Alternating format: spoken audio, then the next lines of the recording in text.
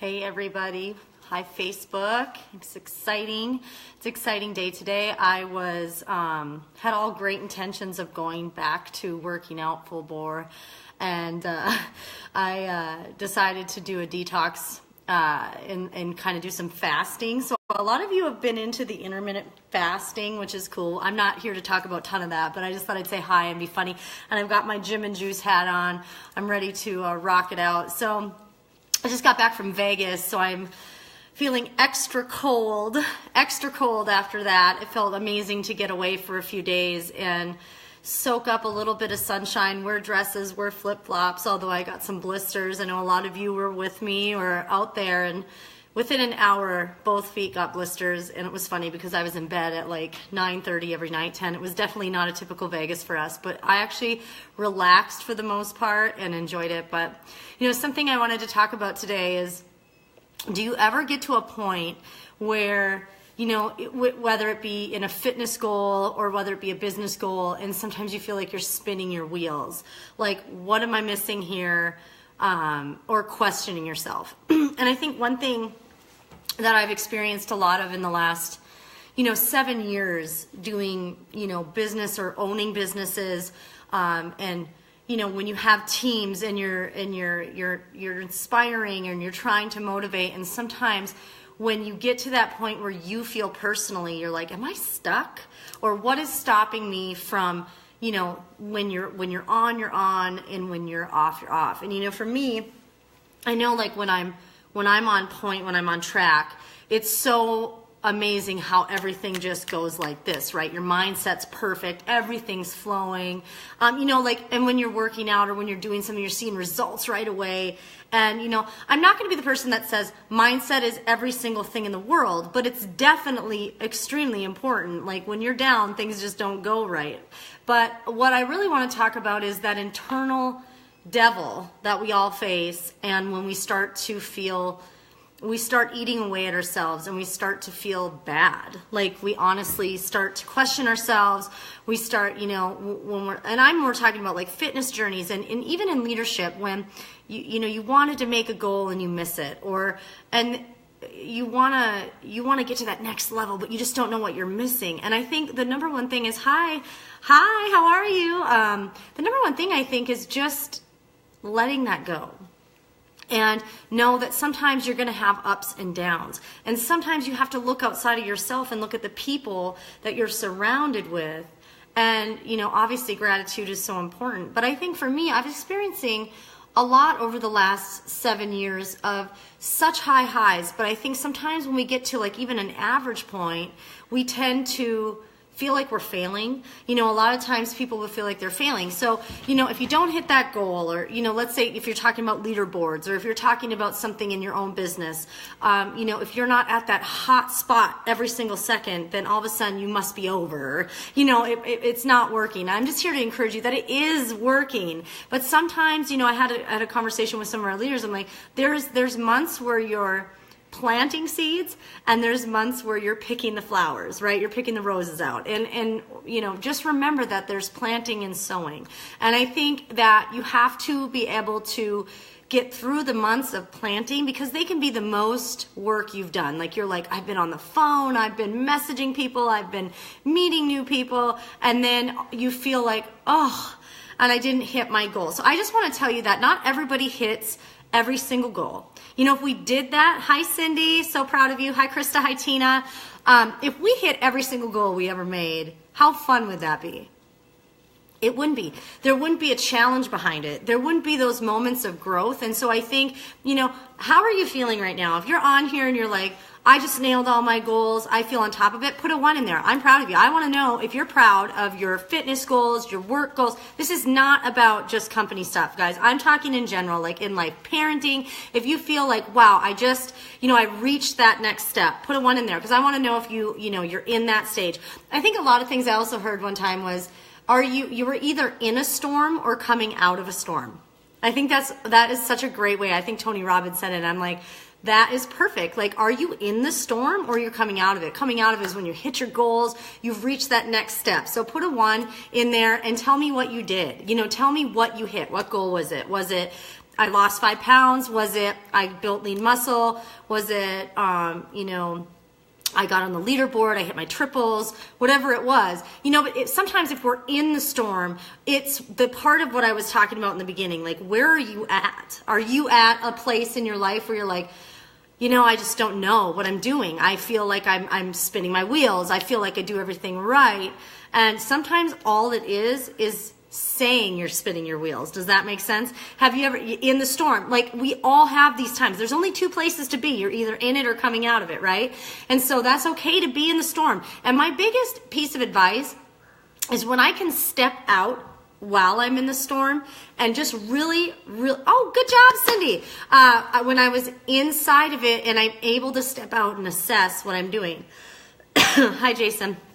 And so I think, remember that you're going to go through times where it feels like nothing's going right.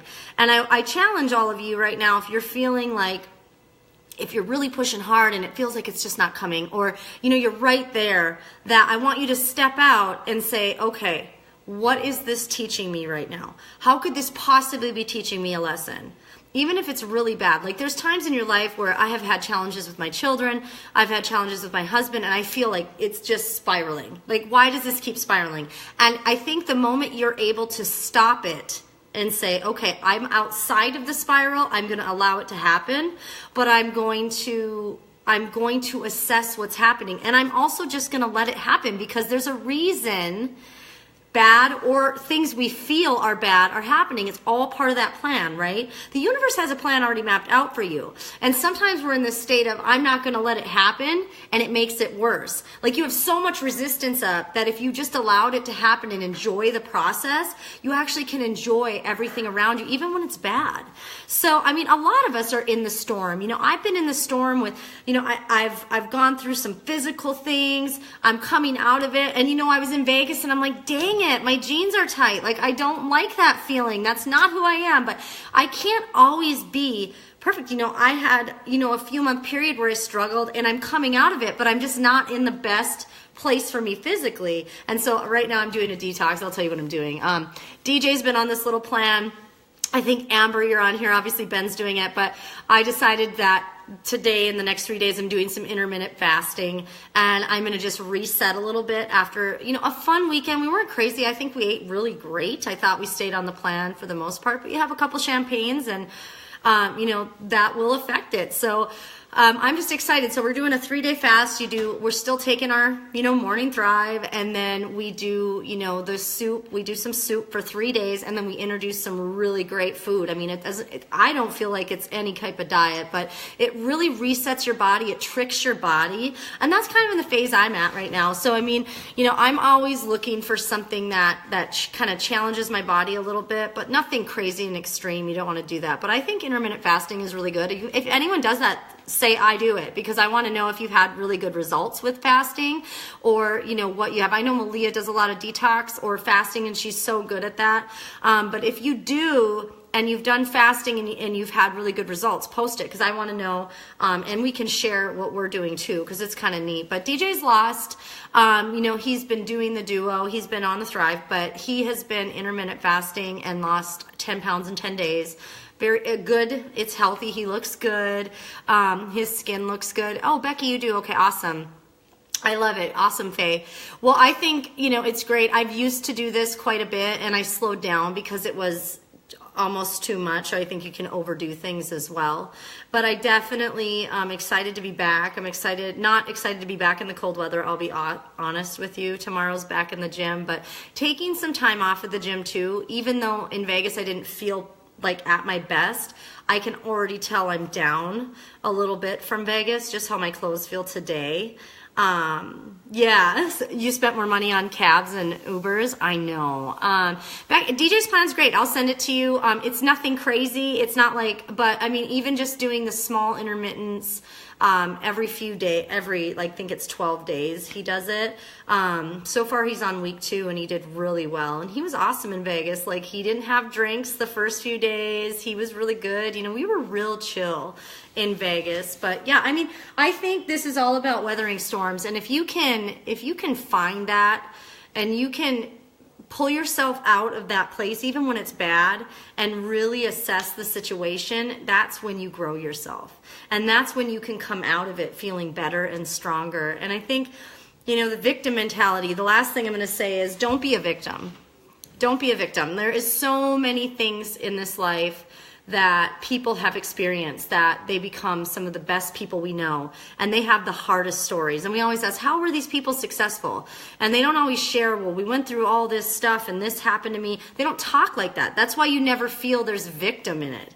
And I think it's so funny when someone's like, well, they got there because they had money and their parents had money and this happened. Absolutely not. I think some of the most amazing people in the world came from nothing. And the difference between them and somebody who is constantly being a victim and blaming is that the person constantly blaming and is a victim never makes it. They're always the ones pointing fingers at everyone. Well, it must be because of this, and it must be because this can apply to business too. Who are you blaming in business, or what are you blaming? And that comes back to stories too. Sometimes our stories are full of victimhood and we don't even know it. I've talked about that before. But like for me, the number one thing I can't handle is when people approach me with, well, it's because of this. And they don't come with the solution. I'll hear you for about 3 seconds, but I don't want to hear someone else is the reason you're not successful. And I think it's tough because we can go through things and we're like, dang it, I just want to blame somebody sometimes, right? I mean, honestly, have you blamed people for things in your life? I mean, put a 1 in there, put a 2 in there. I don't care what number you choose, just say yes, because I honestly think that we have all been victims at some point. We have all blamed at some point. And the best part about it is when we identify it quick and we can go, oh, whoa, that's not who I am, right? Because I've been that. I mean, I definitely am somebody who uses, mostly I put it on myself. And I think there's a lot of us. Leaders tend to do that. We take on so much responsibility that we almost crumble.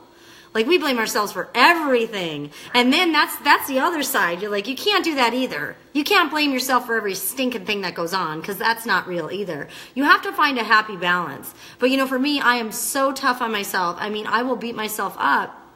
And I think if you can identify things fast, that's when you know you're really growing. You're going to make mistakes. This doesn't go away. But it's like when you can see it faster each time and you can go, oh, I'm doing it. No, I'm not. Pretty soon it won't even come out of your mouth because you're catching it so fast.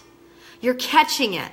Well, I didn't qualify for this because, well, this, and this happened. No, just own it and move on. There's a part of ownership. There's a part of not owning everything. You have to find a happy balance. But I think just identifying. Yeah. I'm reading Jamie Kastner's. Hi, Michaela. Hi, Jamie. I love when I see leaders that have gone through so many changes. Hi, Jamie. They've gone through so many changes. Like, here's an example. We were at an event this weekend, and I was watching people who shared their stories on stage, and they are people who 2 years ago, they would have never gotten up there. They would have never, will you shut the door? Because it's loud. They would have never gotten up there because they were so afraid of speaking. They would shake and they would be sick. And you know what? Even as these people got up on stage, even now, they were scared, but they were overcoming fears. They were doing it scared. They might have been shaking. They might have been scared, but they were killing it. And I think when you get to see that transformation, hold on one second. Guys, we got to grab the dog and put her outside. Sorry. Welcome to my world, dogs and everything. So, I think just being able to identify those weaknesses you have and identifying those personalities or those programs that may not be the best for you and ending them. And that's when you know you're growing. So when you're growing, you can identify those things. And I'm not telling you they go away. Judgment doesn't always go away, but when you can identify it right away, judgment is another big one. I read the Judgment Detox. And how can you go through an entire day of not judging something or somebody? Think about how many times we do that. That's been a hot topic too lately, because that book came out and it started to make me think. I'm like, wow, do I place judgment and I don't even realize it? I don't even know I'm judging people and I'm doing it. And so the challenge I've had for myself is How can I stop that before it gets even out of my mouth, before it even starts to process in my head? So I think there's a lot of things behind that, because, you know, how much has judgment hurt your business? How much has judgment hurt your life? Like, if you place judgment on somebody and even said it, and then like 10 seconds later, you're like, wow, that was so wrong. Like, even, you know, why am I placing judgment on that person? And it all comes back to your inner self. What does that person make me feel that's bringing out this judgment of them? And amazing people that if you had a 10-minute conversation with, you'd probably end up loving them. But how many people that you don't know have you judged? Think about being in the airport. This is a crazy one. How many times have I been in the airport and watching people, and I'm instantly going like this, oh, they're crazy, that's that, and, you know. Think about how we do that. We have to stop doing that. We have to control that, and we have to challenge ourselves to be better. Because judgment really does hurt us in the majority of our life, whether it be personal or business. But if you're in a business with relationships, as most of you are, you have to really be careful of judgment. You have to really control that. And if people don't like you or they're judging you, that's on them. And if you can just be a mirror and reflect such beautiful parts of yourself, and if somebody doesn't like that, that's okay. They're just finding something in themselves that they don't like. And I don't like the word, hi Becky, I don't like the word hater. I think it's been the most overused word on the planet the last 3 to 4 years. And I don't think there's haters. I just think there's people who are unhappy. And you know what? Get over it. If you're successful and you're whining that people don't like you, sorry, I don't care. You know, now I'm getting into the aggressive part of this, but everyone's going to have things that they don't like about somebody. Get over it. If you can't handle that, it's not the hater that has the problem, it's you. So I think the best thing for 2018 and beyond is to quit using the word hater. It's annoying. You know, some of your people who you call haters actually don't love themselves, and it has nothing to do with you. You're just bringing something out in them that makes them feel bad, and they have to deal with that. So meet everyone where they're at. If they don't like you, who cares? Move on. But I think people who constantly have to throw that out, it's one of their ways of justifying that somebody doesn't like you. And it's like, it's okay. That not everybody's going to like you. That's a big heads up. I mean, it's okay if that happens. And know that you're not going to walk in a room and 100 people that are in the room just instantly fall in love with you. And that's kind of what is fun about life, right? How many times have we made really great friends out of people saying, you know what, I used to not like you? All the time. Or they walk up to somebody and they go, I used to judge you pretty bad. I used to think you were this and this and this, and now that I've spoke to you. So that one person that you just kept calling hater for years actually turns out to be one of your best friends, or somebody you really enjoy, or they have a great personality. Or maybe you don't like them either, but you just say to each their own. I mean, I think about that, and I think of all the relationships that I have had with people who, just by looking at me, didn't like me. But they gave me a chance, and I've done the same thing to other people. Be mindful of that. Be careful of what you're judging and saying. But let's all agree, like, let's raise hands right now and say, I'm not going to say hater again to make a point, because I think it's cheesy and overused and it needs to go. So things I love, things I don't like, and that one I don't like at all. But what I love is my Reiki mirror that I'm using right now to hold on my phone, have this beautiful lighting, make me shine. That's what I love. But yeah, let's remove the word hater from our vocabulary. It's stupid. And let's start focusing on not judging people as much, and start focusing on when we feel like judging people, that we stop it. And have fun.